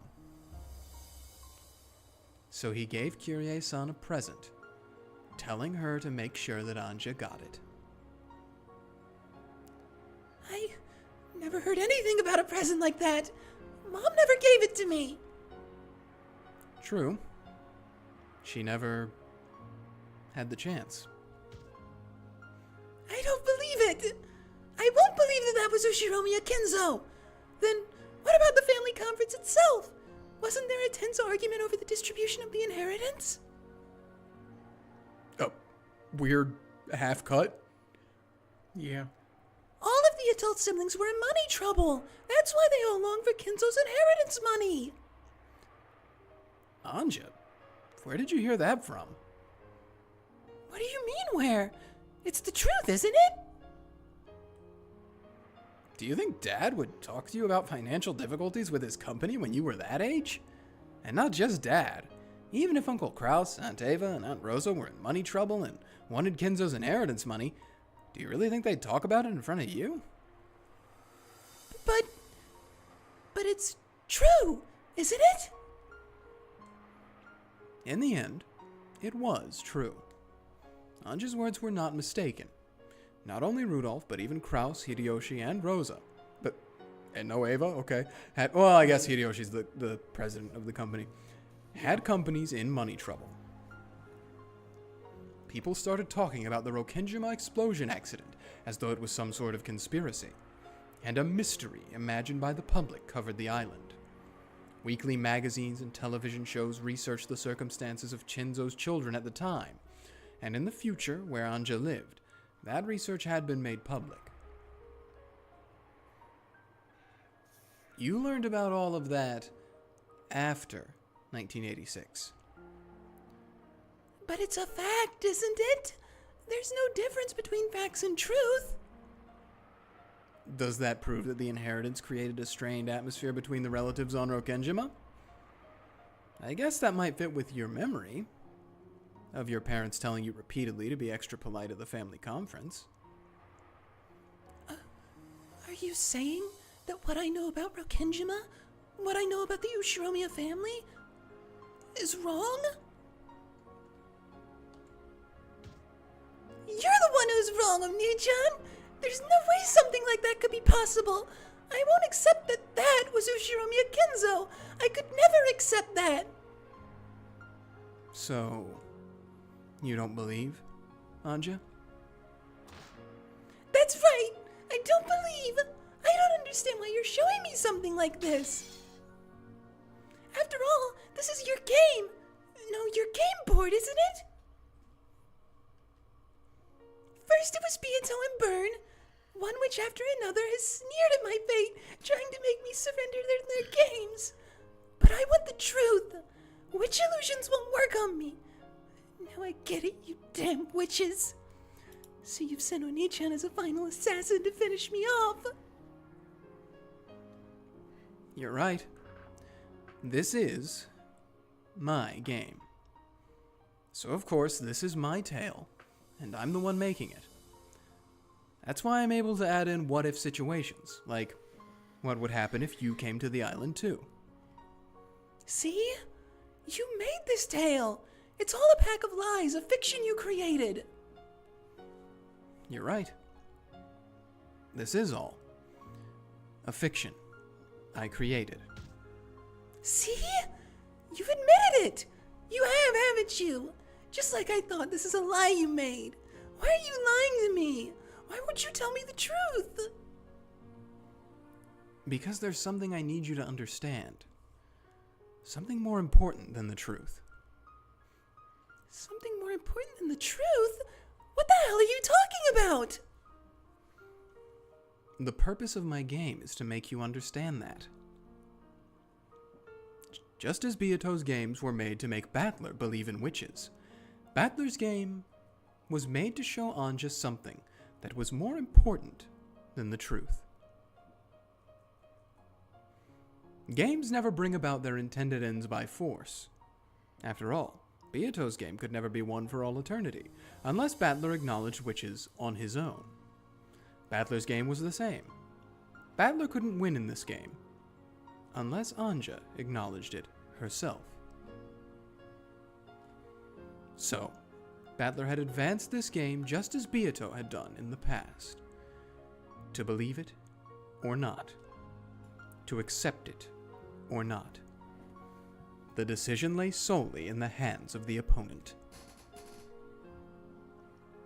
And so, Battler was trying to enshroud Ange with his own illusion. I finally get it. This is a game between me and you, Oni-chan. Ange, I'm not trying to challenge you to a game. No.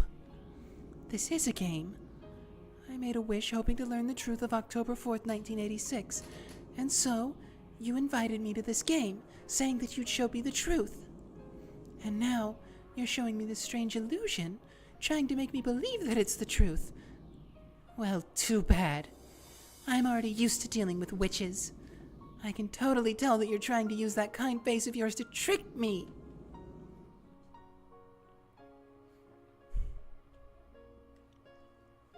The big brother realized that no words of his would have any effect on his enraged little sister. So, he just quietly listened to Ange's words. But even so, Ange was dissatisfied. I've had more than enough of this stupid farce. If you don't plan on telling me the truth, then end it all now. I'll find my own truth for myself. I won't rely on you. That's right. There never was anyone I could rely on anyway. I've always been all alone.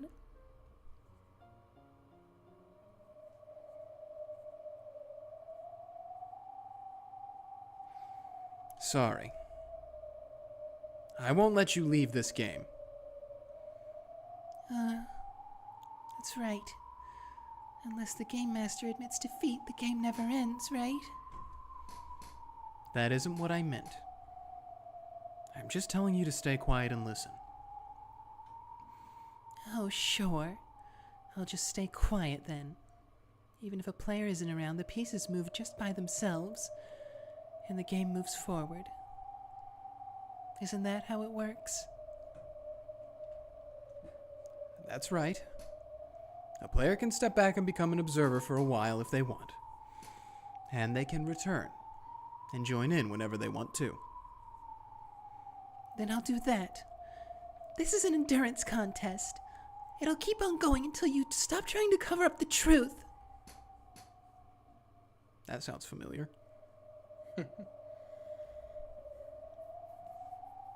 Something more important than the truth? I don't get it. How could anything like that exist? It does, Ange. Whether my tale is the truth or not, the fact remains that you lost something precious on this island. Dad, Mom, and you, Oni-chan. I lost my family and everything that mattered to me. She spat out those words as though no further questioning would do any good, and looked away. Even as he watched this, Battler's expression remained gentle. Just keep going however you like. Later, Oni-chan.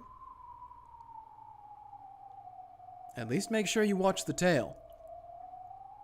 Even just listening is enough. If I feel like it. Later.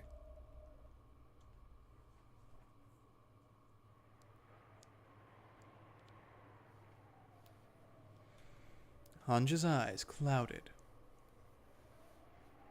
Then, a particularly strong gust of wind blew by, sending her hair flying. The wind must have been carrying some dust with it. Ange's nose twitched, and she sneezed loudly.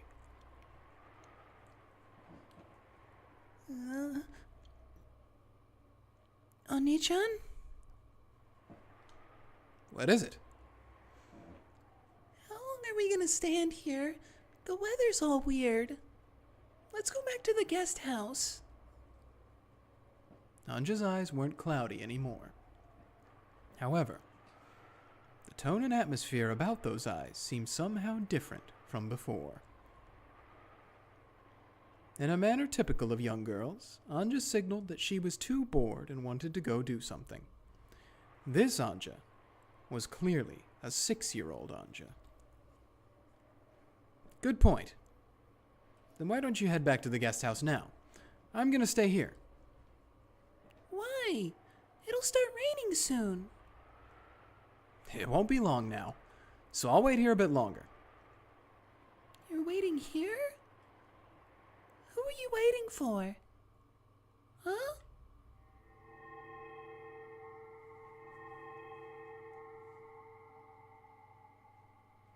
Then, to Ange's eyes, it looked as though the strong winds were carrying flakes of gold along with them. No, she had definitely seen something, but she wasn't able to describe what she had seen. So to her, it had seemed like flakes of gold dancing on the wind. So, here you are. I've been waiting a while now. It was as though he was talking to the wind. Battler spoke to the empty rose garden. That can't be right. After all, it was clear from his words that he was talking to someone right in front of him. So, Ange thought it must be someone that she alone couldn't see, and she rubbed her eyes. Then, when she opened her eyes wide, another large gust of wind blew past her. She shut her eyes immediately, and when she timidly opened them, from the other end of the rose garden, yes, from the path that led up from the harbor, a person appeared. To Ange, it looked as though she had appeared along with a cloud of gold flakes carried by the wind.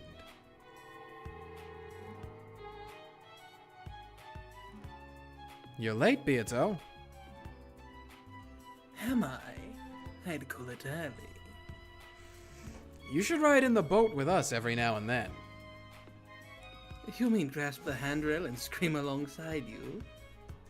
Yeah, sure, let's scream. Fall, fall. I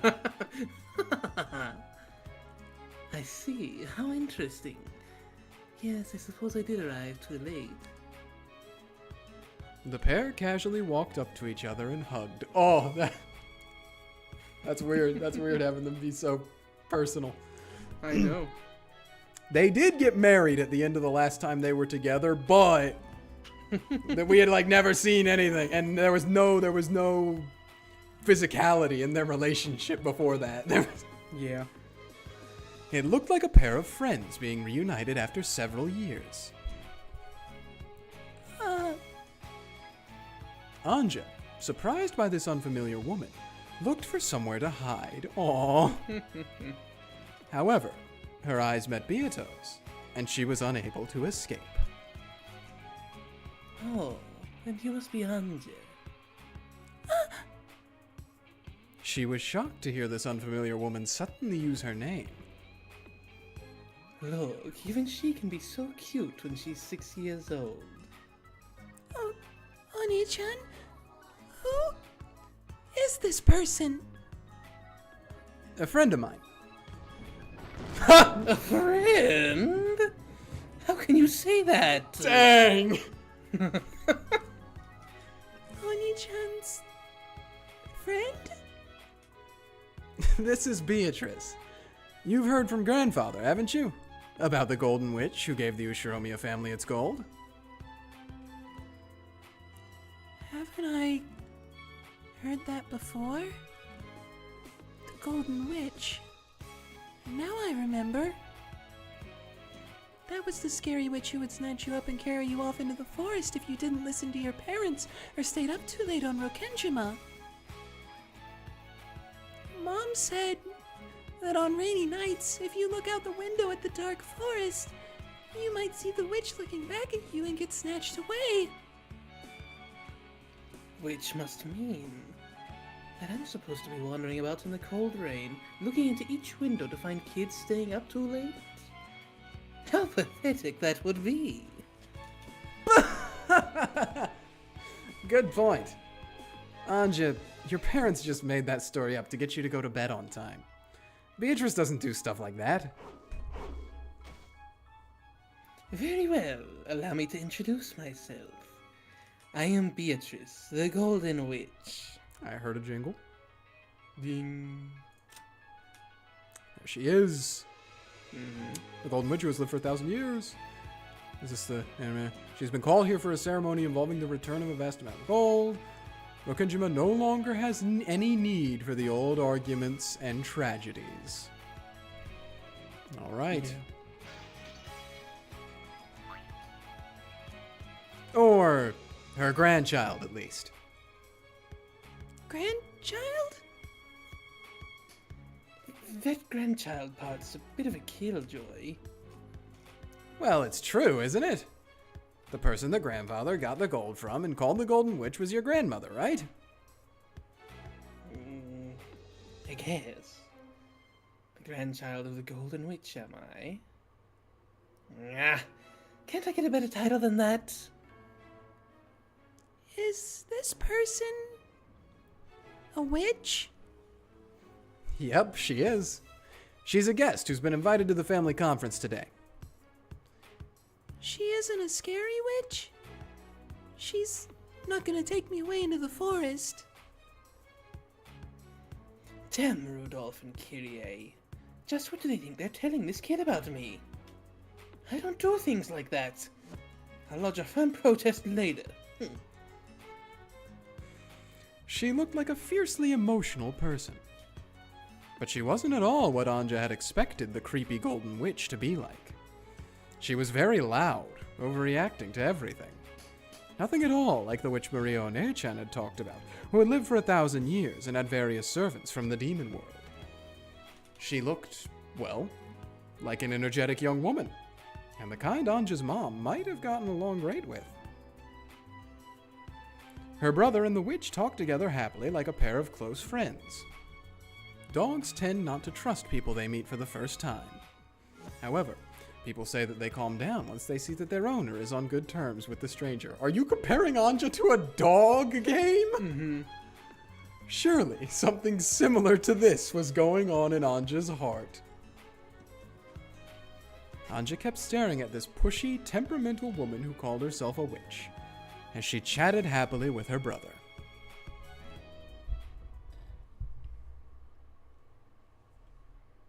What's this key for? Beato noticed the golden key hanging from Ange's neck. Ange automatically and defensively grasped it. That's Ange's precious key. After hearing these vague words, the witch stared blankly for a second. But almost immediately, she seemed to understand what he meant. I see. Is that how it is? I thought it'd be easier to understand if I made it clear what she's supposed to do.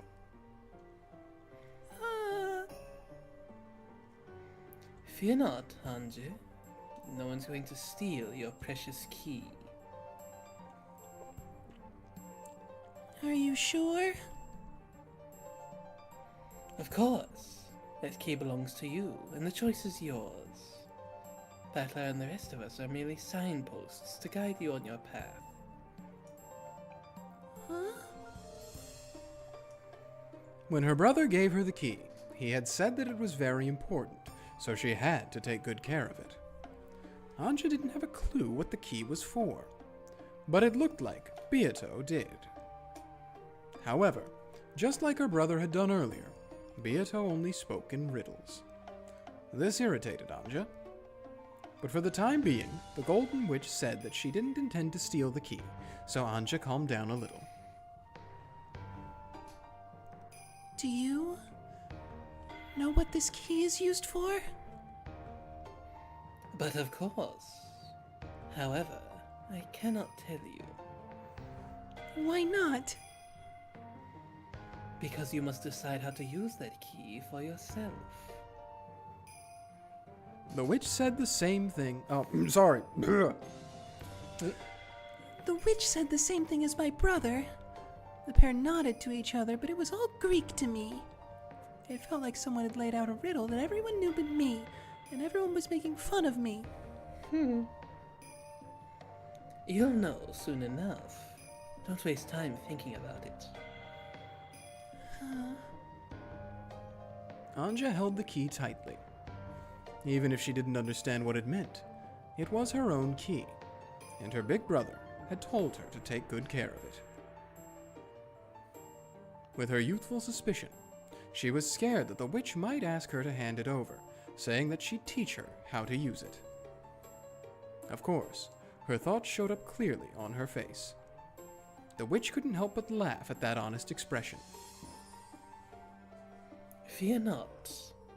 It is impossible for anyone to steal that key from you. No one can steal it? You might say that it has been imbued with magic to make it so. At any rate, fear not. Neither I, nor Battler, nor anyone else on this island can steal that key from you. Really? Yeah, really. The magic won't let them. The key was hanging around her neck like an ordinary necklace. Ange could take it off right now if she wanted, and if an adult tried to use force, it seemed like it would be easy for them to take it away. However, both her brother and the witch said it was protected by a magic that would stop anyone from stealing it. Does magic really exist? Even the 6-year-old Ange knew about the word magic. However, she also realized that real magic didn't exist, and that certain kinds of magic tricks were sometimes called magic. However, her brother and the witch were talking about magic itself. Yeah, magic exists. Really? Maria spoke of me often, did she not? She says that witches exist, and she often tells you that magic exists, correct? True, Maria had talked about that many times. When they were just playing, Ange had believed her, more or less. However, Ange was, in some ways, sharp for her age. And when she heard Maria talking happily about magic, she sometimes thought that such a thing couldn't really exist. Then show me. Show me magic, or I won't believe you. Hold up a sec. Beato just arrived on the island, and she hasn't even gotten to say hi to everyone at the mansion yet. Battler spoke as though he was trying to smooth something over. When she heard that, Ange became sure that magic didn't exist after all. Magic is just a bunch of lies. I know. Hey, stop that. You'll hurt Beato's feelings. No, it's no problem. Anyone would say that upon meeting a witch. Normally, I would ignore provocation from such a small child, but she is your little sister, after all. Why don't we give her a special showing? Are you sure? Of course I am. Watch carefully, Ange. Oh, okay.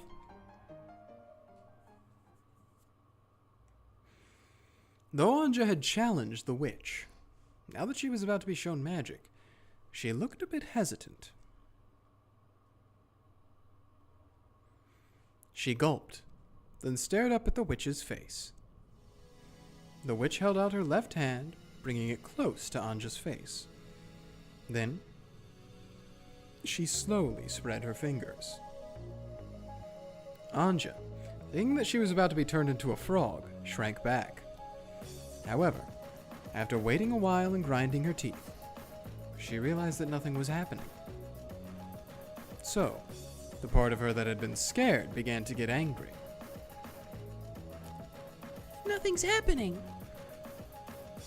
Don't jump to conclusions. I haven't used magic yet. See, look carefully at my palm. I'm not hiding anything, correct? Oh, so that's what she's doing. Now that she finally understood, Ange checked both sides of the witch's hand.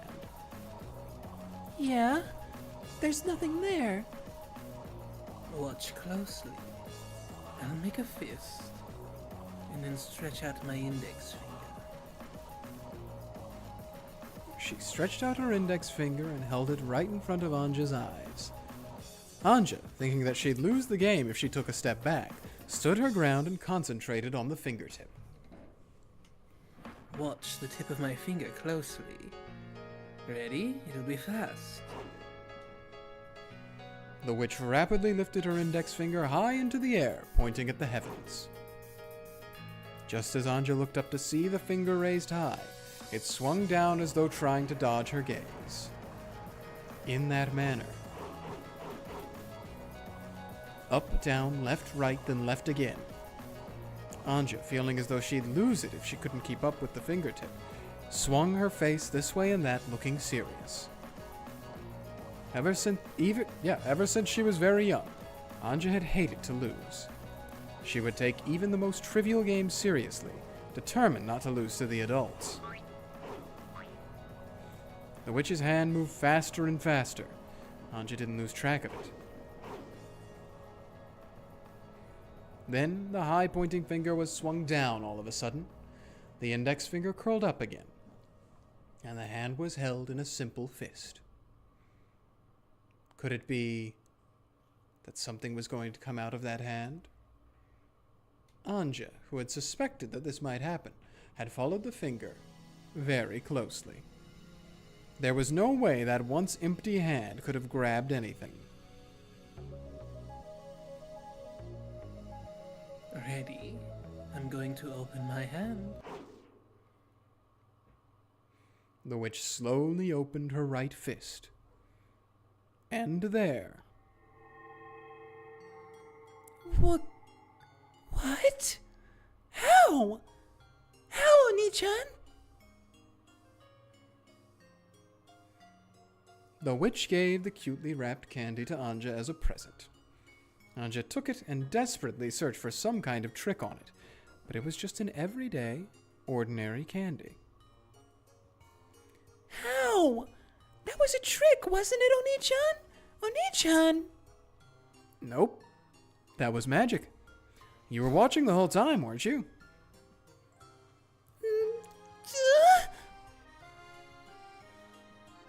Since I was watching the whole time, how did it happen? Ange didn't like it, but she was unable to see how that could have been anything other than magic. As the little sister furrowed her brow and bit her lower lip, her brother gently told her again that it was magic. It's about time for me to head to the mansion to pay my respects. You should come along, Battler. I'll suffocate if I have to go alone. You sure?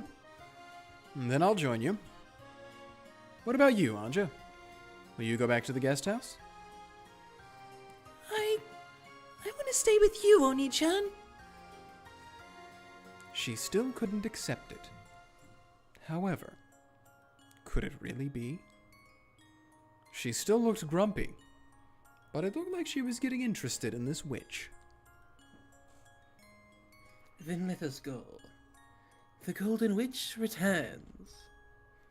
The Golden Witch's grandchild returns, you mean? We really need to do something about that name. The big brother and the witch really did seem close. With kindred spirits like a pair of comedians, they started walking. Ange held onto the corner of her brother's sleeve, trying to make sure he didn't forget about her.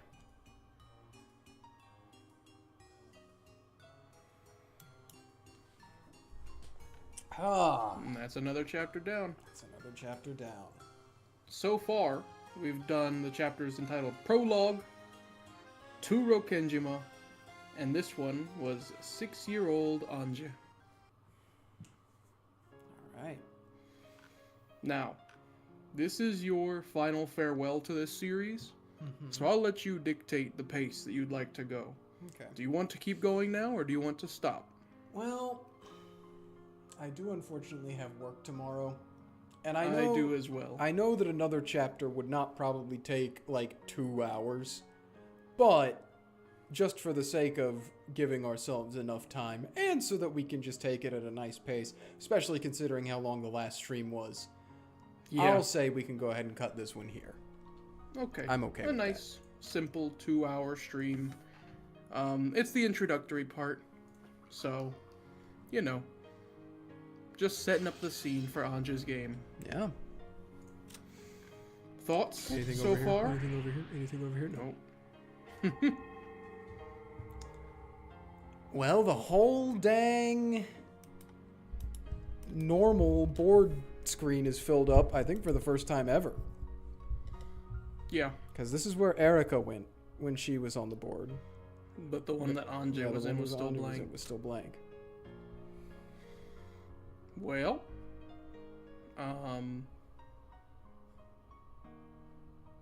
how do you think Beatrice did that magic trick just now? I mean, there's a lot of ways she easily could have probably done that. Like if she had the candy up her sleeve and then like just doing all those movements, thrust it out, could have easily been a way. But Well, that would also require that she just has candy in her sleeve, like ready to go all the time. Rather than the question is, was it a trick or was it magic? Was it a trick or was it magic? Balor did said believe everything he says and that'll create the best outcome. And he said it was magic. Well, Who knows? I guess we'll see as time goes on. There's still a lot of episode to get through. They're- Trust they're- me on that. They're circling back around and reminding us of the original premise, which we kind of haven't really been doing since probably like episode 5, which is that, oh yeah, this was supposed to be about if magic was real or not. This was... Yeah, but now it's different, I think, because before you didn't really know what magic was. True. Now you do. We have a general idea now, yeah. It's not a 100%. It's not, they haven't just laid it out and said this is exactly how it works, but they've given us a very general vibe of how magic works. Especially after episode 4, you Yes. now have much more inclination of what magic is in Umineko. Yes. Thanks to 4 Ange. and 6. Yeah. Yeah, 6 did a lot of Alright. that too, yeah. Yeah. Well, I suppose that's about all she wrote then. All right. First one down. Yep. Now, why did you tell me I wasn't allowed to start episode 8 yet for this screen that was in here? Well, I meant the when you press start and then it lets you have the list. I didn't want you to hit the unlock is what I didn't want you to Oh, okay. do. That's what I meant. Because I know that we did that last time in the questions changed arc the- because we were yeah. like, what does it do? But I really don't want you to now Okay. because I know what it is. But- Oh. Okay. But, Well, yeah. announcements for the upcoming week, as per usual. Well. God. Oh my goodness. Sorry. Tomorrow, we're going to have a Castle Crashers video. Oopsie, spoilers. Yay. Look forward to that. It's a big one. It's going to be our first long-form video attempt. The pain. So, yeah. The horror. Other than that, I believe Jordan is now committed to Saturday streaming for however long that'll go. I don't know how long she's going to play Slay the Princess, but I'm anticipating that until at least next year. No. And then And then Sunday back to Umineko, where we'll do some more. Just some more. All right. Sorry, I'm eating a cookie. Oh, yeah, I got some of those too. Oh, and then Tuesday I will resume Fallout New Vegas. I really hope anybody that was watching that watched the ending, because it was really funny. Oh, I Of the wasn't last there for the stream. ending. I was there for like the beginning and middle. It was really good. All right. Well, Oh, I'm still sorry. I'm commenting on what Gwen said. I'm still of my theory that it can be both at the same time. I still like that theory for magic. It both is and isn't real, all at the same time. All right. Well, maybe. suppose we'll have more time to debate that on Sunday.